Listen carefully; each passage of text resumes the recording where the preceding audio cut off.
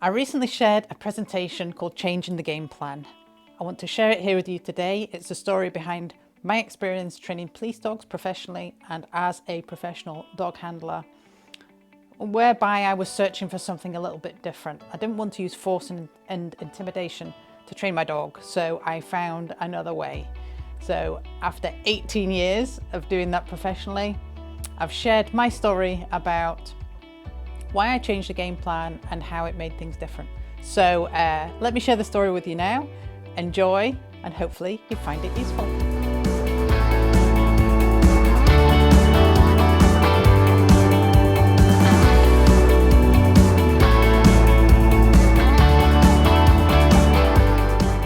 The title of the talk is Changing the Game Plan and how training dogs with games works, essentially. For some people, you will know me for sort of training dogs with games, but some of you might not know my background.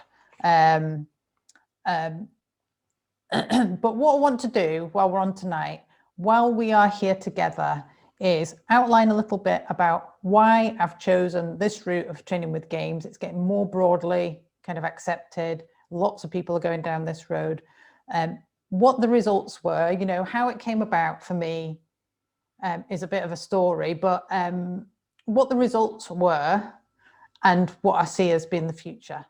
So that's what we're going to cover here. Now, I've split this talk into sort of three main sections to hopefully illustrate my story, basically, and sort of how things changed and why things changed.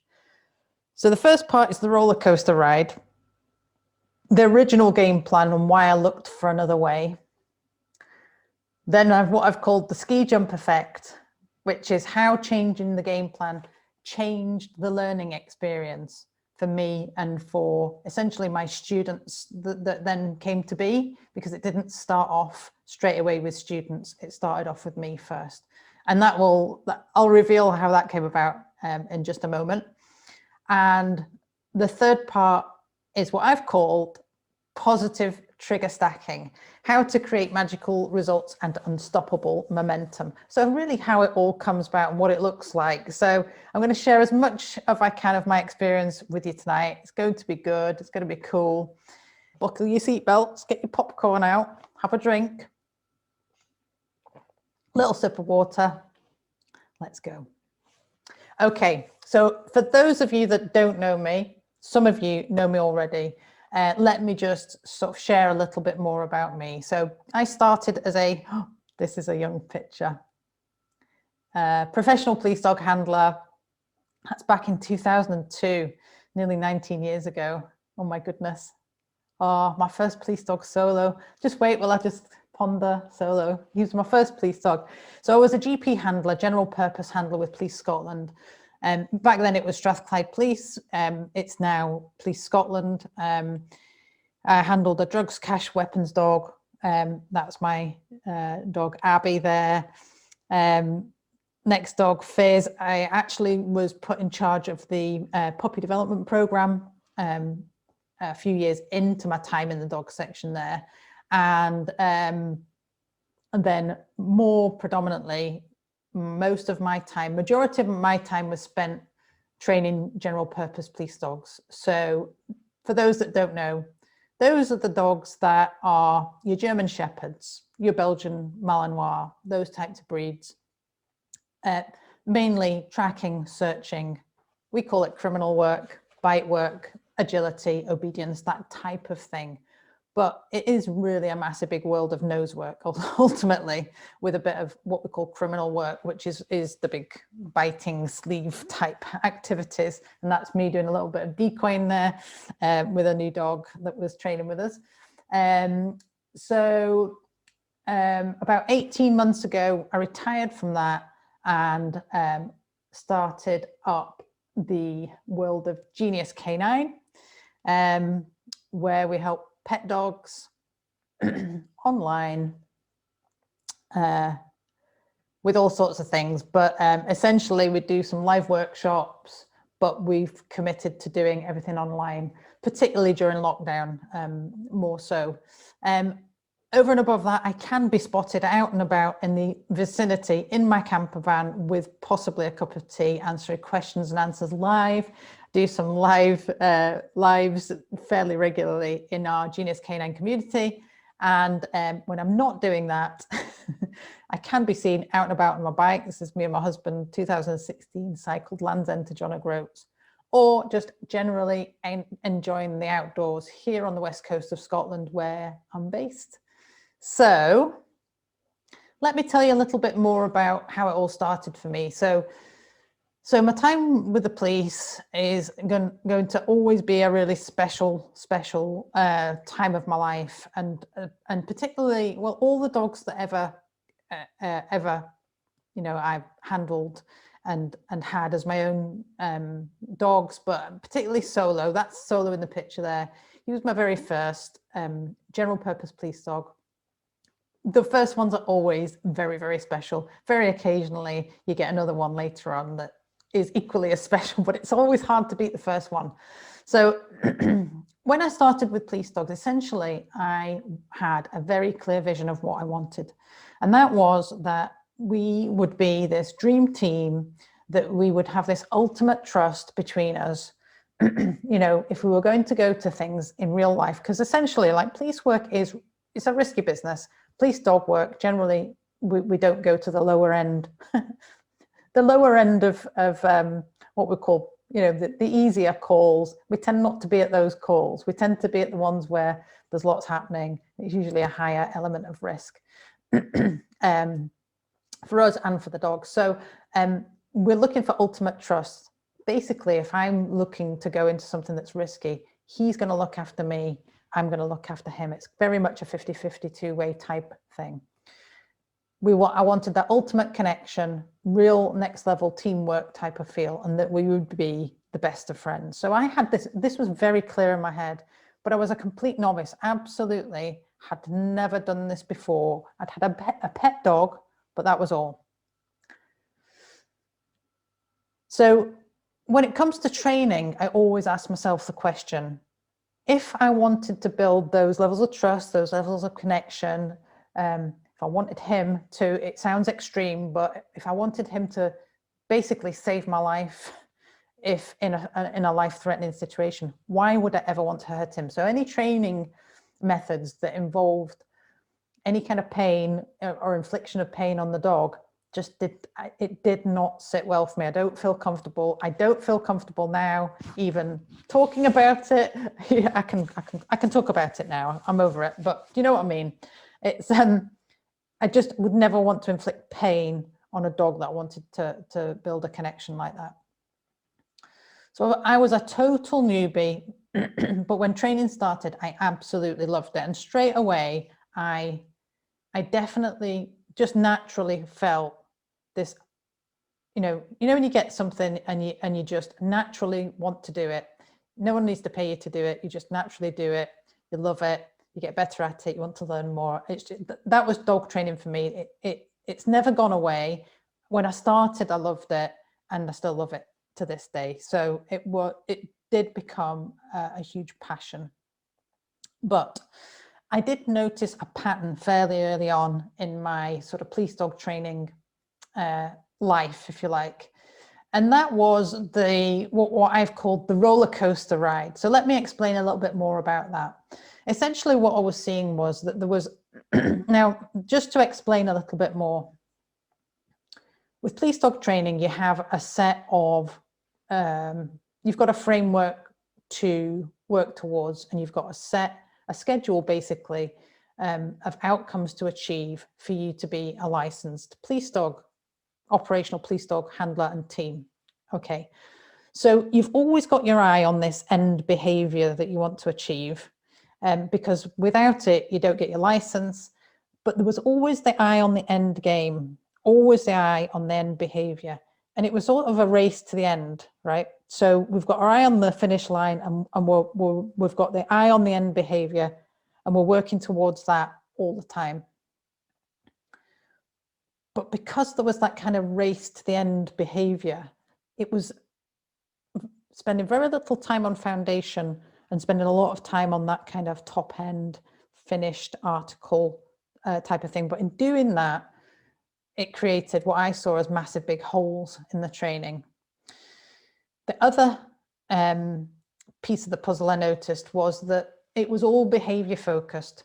So, for example, we'll take something really obvious like heel work, so obedience, that type of thing. We're always looking at the end behavior. We're looking to get that right all the time. And we did use a lot of rewards in police dog training, believe it or not. There is a misconception that everything in police dog training is punishment based, and it's just not true.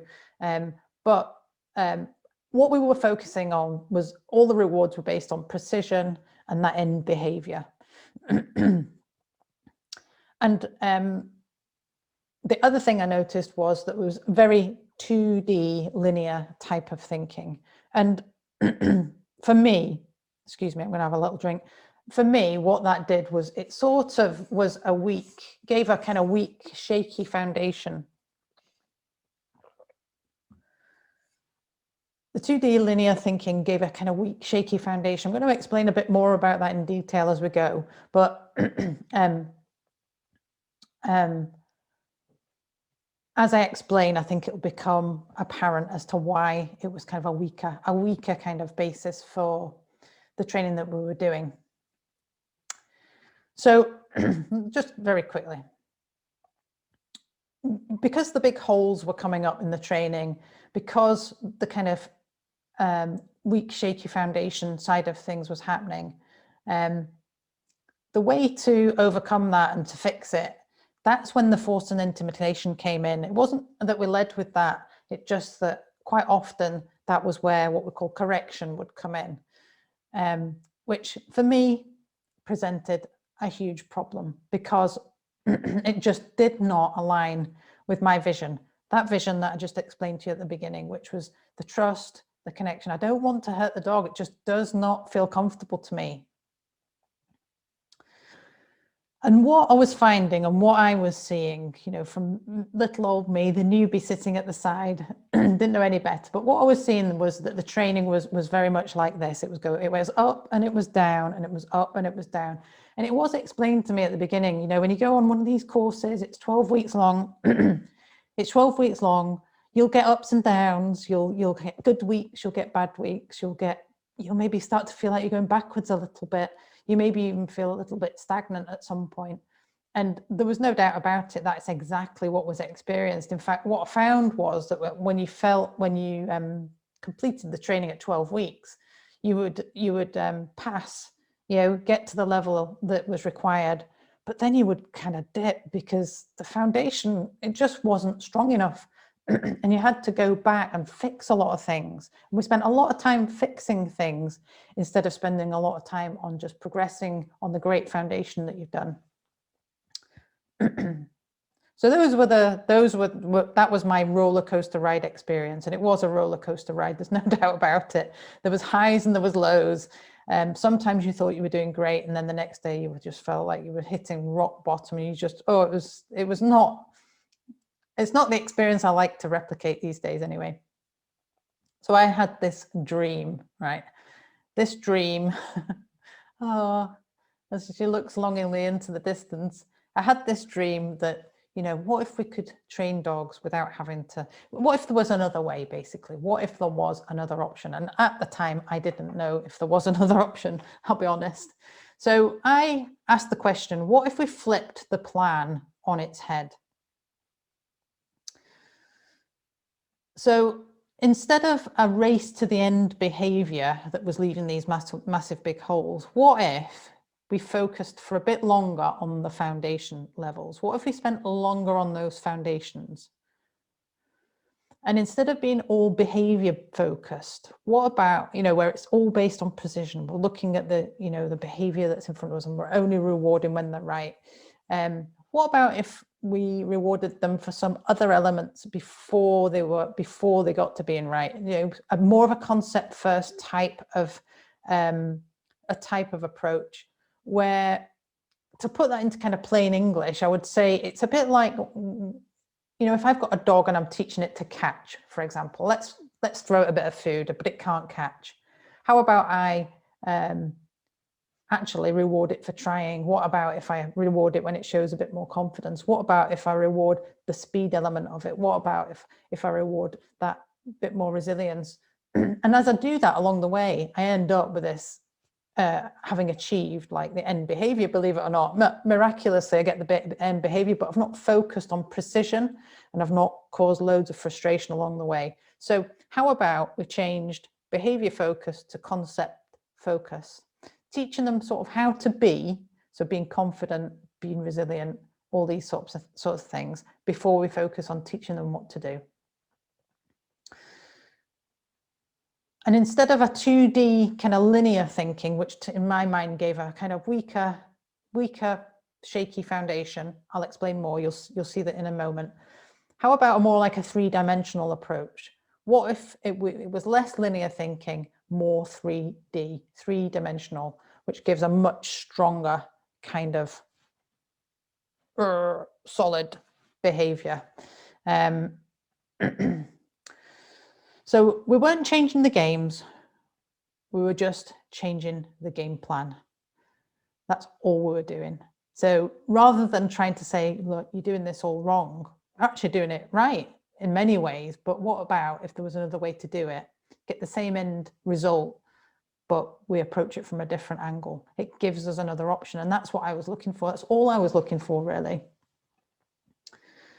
Now, don't get me wrong, I absolutely 100% had doubts. I had basically waited 7 years to apply to be a police dog handler. It took a lifetime. It seemed like a lifetime to get the job. It was my dream job. I doubted whether these ideas were even going to work. I asked myself, could it be done? Is it possible? What if it fails? Because for sure, if it failed, I was going to be out on my ear, basically. And I thought, I've waited so long to do this.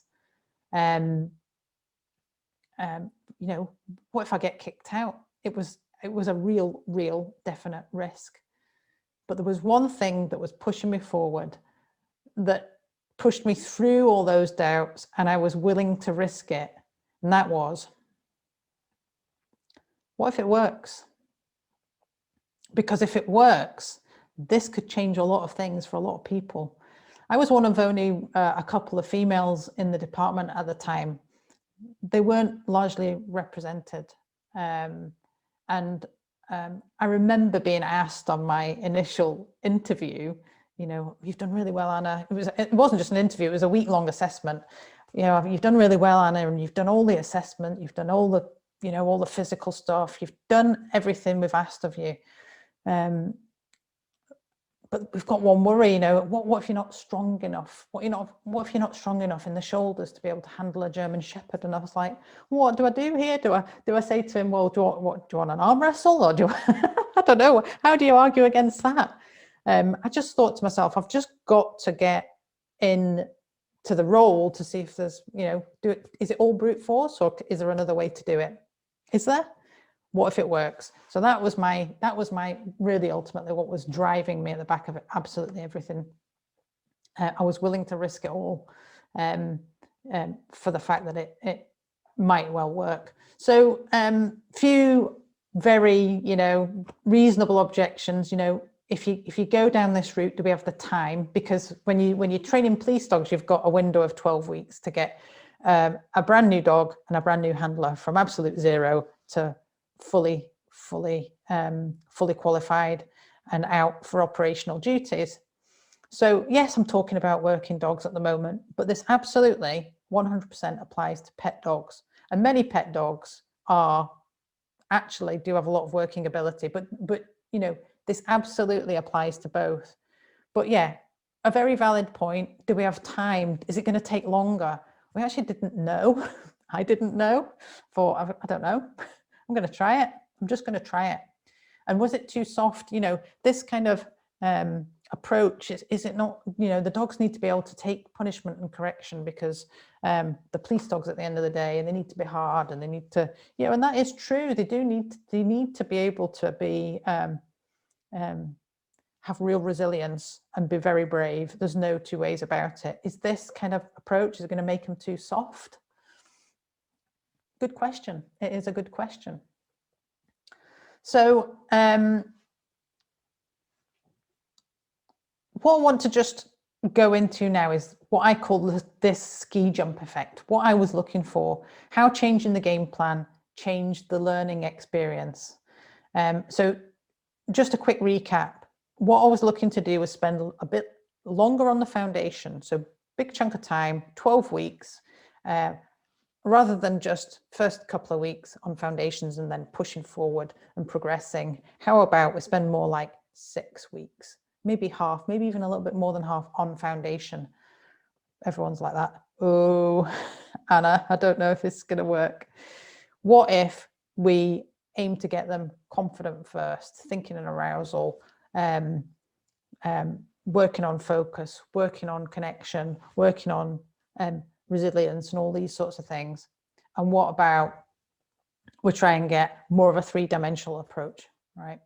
So just a quick reminder on that. So what I was aiming to do was, rather than this up and down, this very up and down type of experience, the roller coaster ride, what I was looking to do was make that much more smooth in its trajectory. If you imagine a period of 12 weeks to here, that we're going foundation, foundation, foundation, it's getting better and better and better, and we're working on the 3 dimensions to piece things together, and then in the last sort of quarter, if you like, let's say, we put everything together and we just skyrocket, because actually, would the behavior be strong enough that we could then just progress from there? And well, that was my aim. That's what I thought might happen, and that was what I was kind of aiming for. I like the little rocket ships, very cute. So how would that look? So let's put this in some sort of something that you can relate to. So let's take an average everyday, something that everyone teaches, recall. You might want to call it just, calling your dog back to you, coming when called, whatever phrase you use for it. I call it a recall, but basically getting your dog to come back to you. Let's say we're teaching that. Let's use that as an example. So first of all, there's a couple of things I want to do first. Before we focus on the recall, now this is all, what the route I'm going down here is reward-based training, essentially, right? It's all reward-based. That's what I'm looking to implement here. So I need to know a couple of things first, right? I want to use reward-based training. So first things first, how's my interactive play experience looking? Can my dog play with me even? So before I even ask it to do anything else, we need to get a good play experience, a good relationship, interactive play built and established between us. And that's the same for you. If you want to follow reward-based training, how is your play and reward experience? It's absolutely vital if you want to follow reward-based training. So I start with developing an interactive play experience, and just to kind of show you a little bit about what that might look like, I'm just going to turn that down a little bit. I'm talking about any game that involves you, right? It's a two-way experience. It could be retrieve, it could be tug, it could be a bit of food play, whatever floats that dog's boat, whatever floats your dog's boat, to be something your dog loves. But interactive is the key, right? Anything where, I don't want the dog disappearing with it. Come and play with me, let's play in an interactive way. And that dog there had only literally met me the day before. So I'm checking already with that dog. Can we establish an interactive play experience? So we've got the interactive play experience going. And now I want to go on to step 2. I want to teach a recall. So I've got all these games I can play to teach a recall. So there are all the games in front of me. I've put little jigsaw piece puzzles because it looks quite nice. And it does help illustrate, what you've got in front of you. You've got loads of games to teach your recall.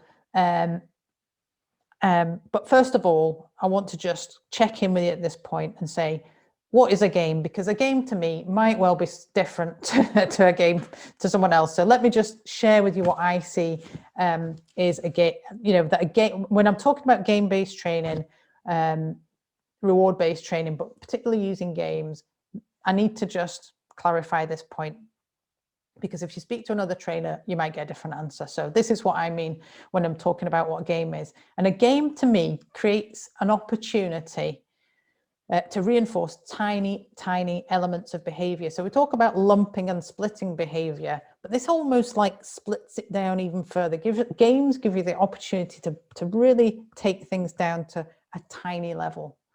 What I call small but mighty games, if you like. So they look really simple, they look very doable, and they are very doable, but they do pack a bit of a punch. Not quite literally, but powerful elements that are getting taught in these tiny games.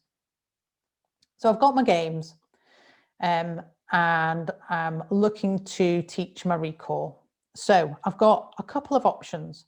I could go the old way, option number one, and that might look something like this. So for those of you that do or don't know, I've created a little graphic here, and hopefully you can see the cursor on the screen. Maybe you can or you can't. I think you can. But basically what I want you to do is look at this end purple jigsaw piece puzzle, right? You can see that, yeah. And let's say that's the end aim behavior. And we're going to do something here called back chaining. It is a very, very well established way to train a dog. And we're going to put a game here. That's the end behavior that we're looking for. Then we're going to add another game in here, another game in here, another piece of the puzzle in here, all the way back. And then it's something called back chain. It's very successful. It's very successful. A lot of people still use it today. And there's nothing wrong with it. But when you piece all the things, all those pieces together, you've got all the games create one chain of behavior. So that might be, let's say, the recall, right? For example. So we call our dog and the dog comes running back to us and all is hunky-dory until perhaps one of those pieces of the jigsaw, one of those games is a bit weak, or it's missing, or it just becomes a little bit rubbish. Technical dog speak. What happens is you no longer have a chain of behavior.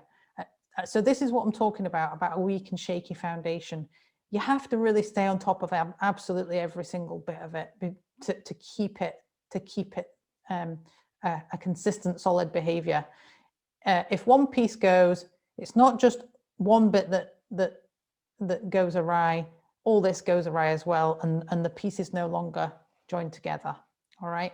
So that's why I felt it was a bit of a weak, shaky kind of approach to training, all right, other training structure. So the other option was the new way. So what I was doing was basically taking this kind of three-dimensional approach. So let's take the recall, and let's take three parts of a recall that, sort of three main elements. Now there's more to it than that, but let's take three main ones for a start. I want the dog to have a lot of value for being close to me, so that they can, when I call them, they do come to me. They don't run around me in a circle and over there and everywhere but here. Orientation, that's just meaning, that they will actually orientate away from something else and come back towards me, orientate back towards me. And maybe thinking and arousal, because whose dog out there will come to them in certain circumstances, but if there is, fill in the blank, a cyclist, another dog, a person, whoever, a stream, a duck, a bit of livestock, if there's any of those in the vicinity, then they won't come back. That's what we call thinking and arousal. It's a bit more jargony kind of terminology, but essentially when you call your dog, when it's something exciting in the distance or an exciting something in the environment, they get so excited about it they can no longer respond. To teach them games that get them thinking and arousal means that you can call them even when there's those distractions and they still can respond. All right. With me so far? All good? Okay, so we've got the games. We've got the three main elements that I'm looking to do. So I take my games and I put them all into a little bit of a category. So all my proximity games I'm going to play, all my orientation games I'm going to play, all my thinking and arousal games I'm going to play. It doesn't matter what order I play them in, and it doesn't matter whether I play proximity today, orientation tomorrow, thinking and arousal the next day, or whether I play a couple of them in one day, all three of them in another day. I can mess around with it. And actually, all of a sudden, I get quite excited about training because I'm not doing that boring old repetitive stuff that is all aimed at precision, and it's all a bit boring now because I've got, I'm getting frustrated because it's not happening. And whereas this, to me, even now, I've been doing this for years, and even now I'm like, yeah, I want to train my dog. I love it. I love it. I genuinely love it. Still love it. And when you put those three pieces together, so you play the games, you've got lots of games to play. You can play orientation games, blah, blah, blah. Got it? Then when you put them all together, you get a much more solid, more three-dimensional kind of structure. And you can see there, even if there's a couple of the games missing, the structure still holds together. Much stronger, unbreakable end behavior. That's really what I was aiming to do. So to illustrate that a little bit further, I've done another little graphic just to help hit home a little bit further. So you've got all your proximity games all stacked up on each other. Any particular order, it doesn't matter. All your orientation games are there, and all your thinking and arousal games. And you're playing them separate. You're not actually even recalling your dog at the moment. You're just playing these games, right? And then when you're happy with all that, we're going to actually put them all together. And then you get this one solid, it's amazing actually. When we do this with the scent, our super sniffers, nose work courses that we're doing at Genius Canine, we play these games, and then all of a sudden it comes together and people are like, how did that happen? It is always a surprise, especially if you've never done it this way before. But essentially, you can see, even when you look at it there, it looks like a much stronger structure. So that, even if one of the games goes awry, there's still loads of games there that are going to keep it together. There's really no need to worry too much, because if just one piece is missing, or even a couple of pieces are missing, it's not all going to fall apart. All right. So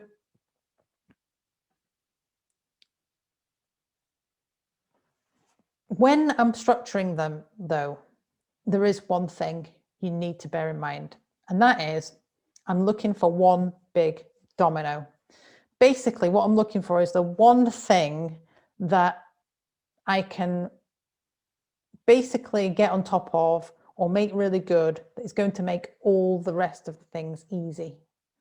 And with a different dog, I will start with a different big domino, because for a dog that perhaps isn't so comfortable being close to me, or likes to range a lot, then perhaps I need to work on proximity first. And once I get that, then actually to get them to orientate back to me becomes a lot easier. To get them thinking arousal becomes a lot easier because they like being close to me now. So, with a different dog, you might actually start with thinking and arousal. It just depends on the dog. So I wouldn't always follow the same plan for every single dog. It's not like that. I would maybe switch it around, still play similar games, but I might do them in a different order. So I might be thinking and arousal first. So once I can get them thinking and arousal, orientation and proximity becomes easy. So it just depends on the dog, but hopefully that that makes sense.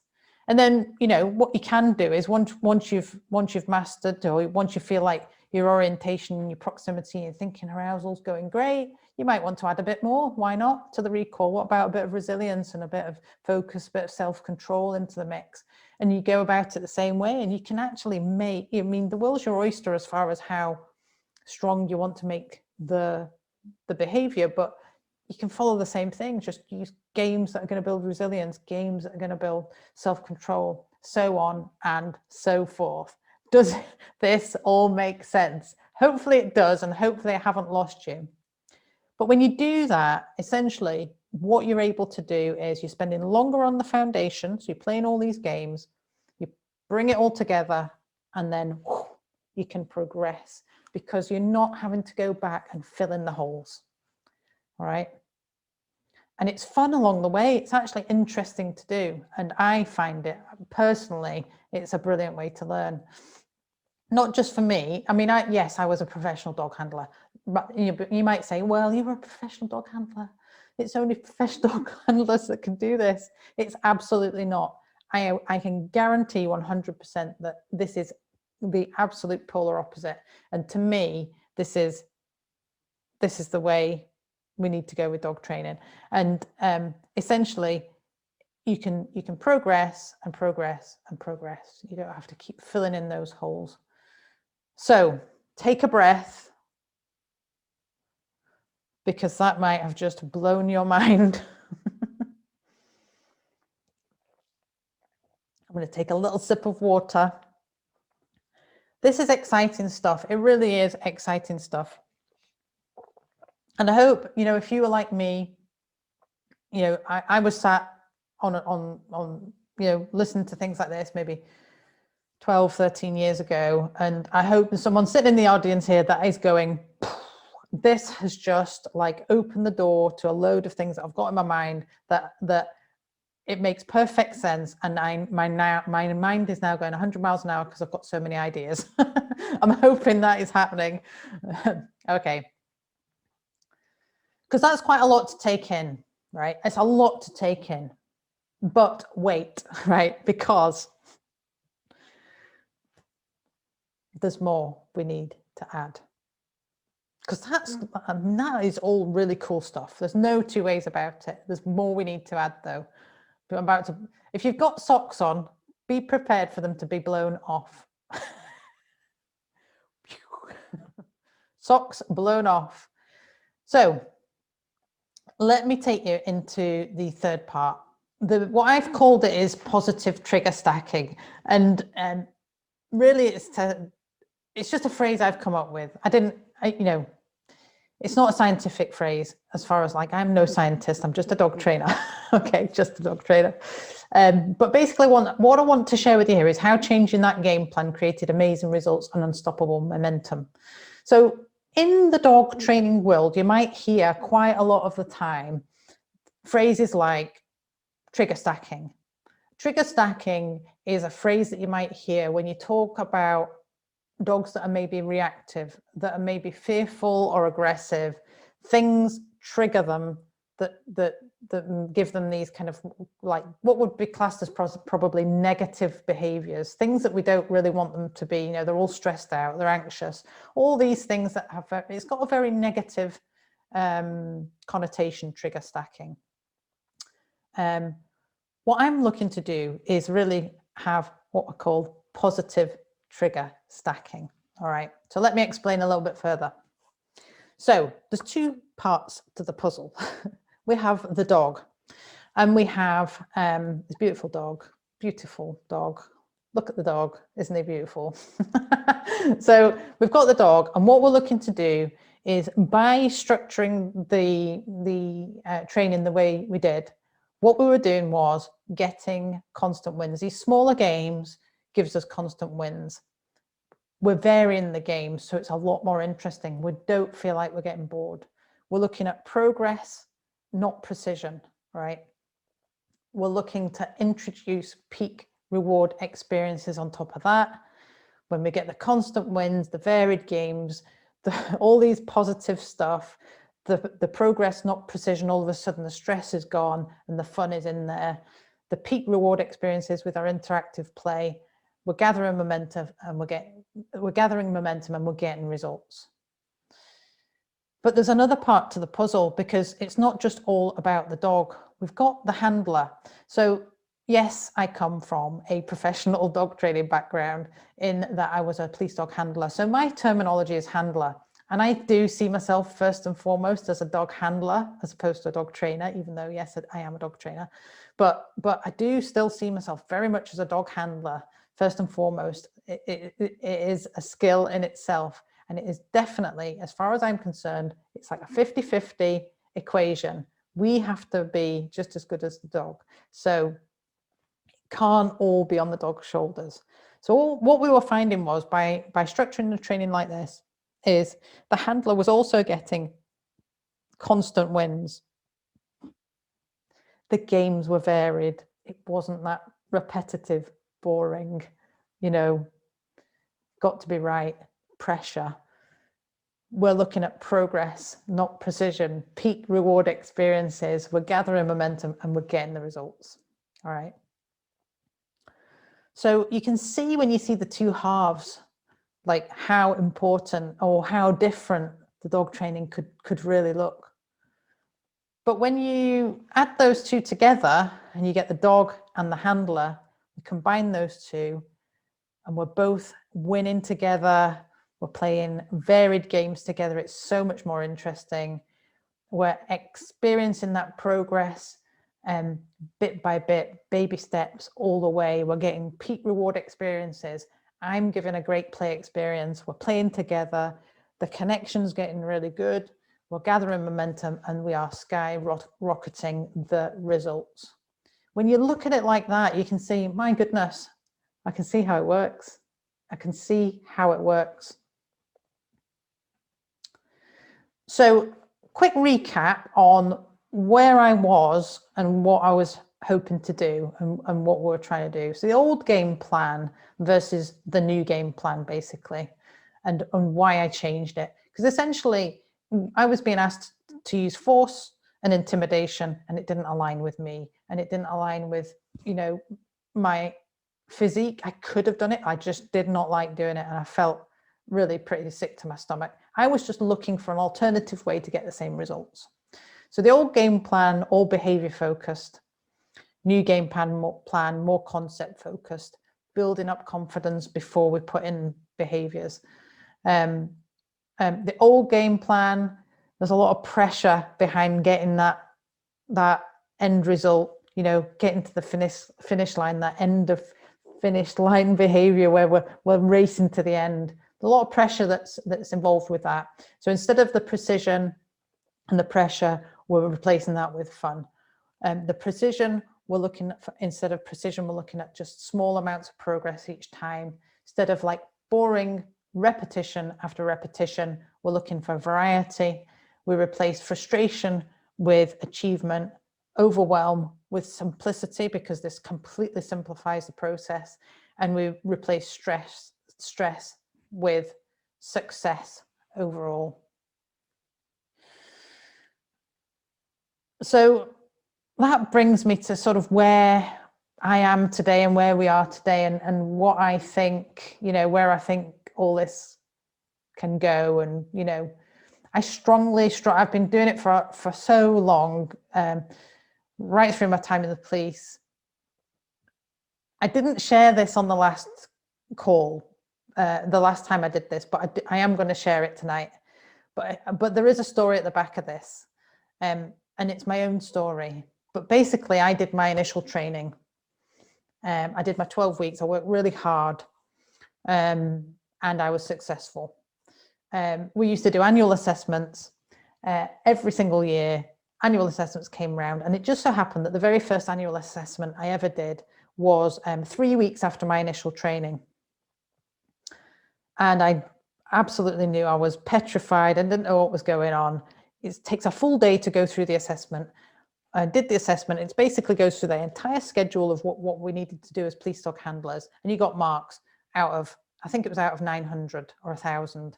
But anyway, whatever the marks were, doesn't really matter, but you know what I mean. Once you got your scores, it used to go up. This is like so embarrassing. It used to go up on the office wall for all to see. And because it took a day for 2 handlers to go through, we used to do these assessments over a period of a month. So all the 72 dog handlers back in the day went through it. So it took a long time, and the scores went on the wall. First time I did it, I came second to bottom. I was petrified. I came second to bottom, and the guy that came below me said, "This isn't for me. I need to leave the dog section," which left me at the bottom. I was like, oh, it's not very good, is it? Because I laugh and I joke about things, but I have big ambitions to if I want to do something, I want to do it well, right? So anyway, so I've got a full year before the next assessment. And basically this is where this whole thing that I've just been talking about tonight happened. I went away, played games, did things. I didn't like what was happening. It didn't align with me, the style of the training. So I used to go away and train on my own and do the thing that resonated more with me, broke it down, did all the things that I spoke about just in the last sort of 40 minutes or so. And we came back the following year. We did the assessments, we did the whole thing again, and I came first out of 72 or 68 then dog handlers or thereabouts. So, I mean, I was as astonished as anyone else, but honestly, the results blew me away. They absolutely blew me away. So that's why I wholeheartedly believe in it. And it wasn't a one-off. It kept me there, first or second place, year on year on year, and then with another dog and another dog, and then other dog handlers coming in. Then I started to become an instructor in the training school. I did that for 12 years with Police Scotland. 12 years solid as a GP, general purpose police dog instructor. I did dog instruction as well, but majority of my time was spent doing general purpose police dog instruction, and I was able to share it and actually the structure and like without a shadow of a doubt along the way. A couple of handlers were like, "Oh, we're getting to like week 6 and 7 of a course," and like, "Oh, I don't know if it's going to work. I don't know if we're going to be ready. I know, we're not far from being operational." I said, "Look, honestly, watch, bring it all together." Next thing, we were rocking and rolling, and they were out being operational and doing really well. So I do wholeheartedly believe in what I'm talking about tonight. So things and how they look today. So I started Genius Canine, and this is the method I use basically with anything that I do, whether it's helping people one-on-one, or we've been doing little scent courses and stuff like that, just helping pet dog owners get next level relationship with the dog. So some simple guidelines. I have totally simplified it. Dog training doesn't need to be complicated. And these are the principles that I basically live by and run the whole place by. Keeping the learning simple and fun. Little Waffle. Say hi to Waffle, my best friend's dog. She's just got a hi, Waffle. A Waffle. Everything starts with interactive play. We're focusing on foundations predominantly. We're playing small, simple, small but mighty games. They do pack a punch, not literally. And what we're really doing is picking the right game for the right dog at the right time. And that is it. It's simplified, completely simplified. It does not need to be complicated. And what I'm finding is that people can do it. People are loving it. People like doing it. As a result, dog training is becoming fun. It doesn't have to feel like training. You can integrate it as part of the part of life with your dog. And it's just amazing. So I am going to just say a huge thank you. I would love to answer any questions if there are any. If you want to stay in touch, the website, geniuscanine.com is there. Please go and visit. It would be amazing. There's a Genius Canine community. If you like the talk and it resonates with you, come and join the community. It's totally free. Genius Canine community. Just send a request. I'll get you in to join the community. Just started a little YouTube channel. There's only a few videos on there, but you can always tune in there. And extra special, because you're here to the end, as a thank you for staying right to the end. If you happen to visit the website and you are interested, there is a Food Play Masterclass. It's always a good place to start. If you use that code, Genius VIP, it gets you £10 off.